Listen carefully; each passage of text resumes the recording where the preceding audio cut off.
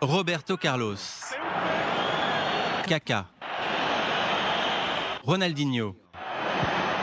Les anciennes superstars du football brésilien se rendent en Israël pour un match amical contre des vétérans du football israélien.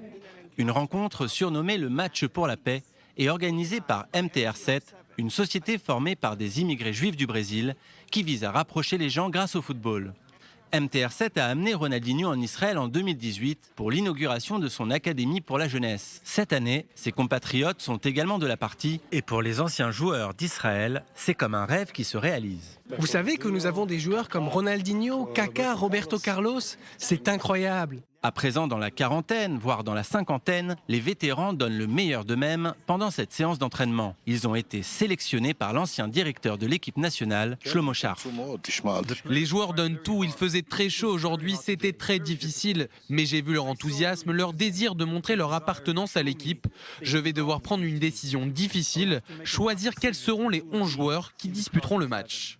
Les anciennes stars arabes israéliennes, telles que Abba Swan et Salim Touama, ont commencé à s'exercer.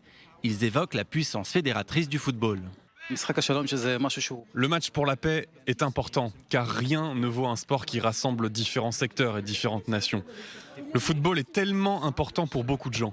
Et cela rassemble toujours les gens, peu importe la langue ou quoi que ce soit. Il suffit de jouer et de faire l'effort sur le terrain. Le Croate Giovanni Rosso, qui a obtenu la citoyenneté israélienne après avoir joué de nombreuses années dans l'équipe nationale, se souvient de la manière dont le football a permis de rassembler les gens dans les Balkans. Ce n'est pas seulement le football, tous les sports participent à la paix.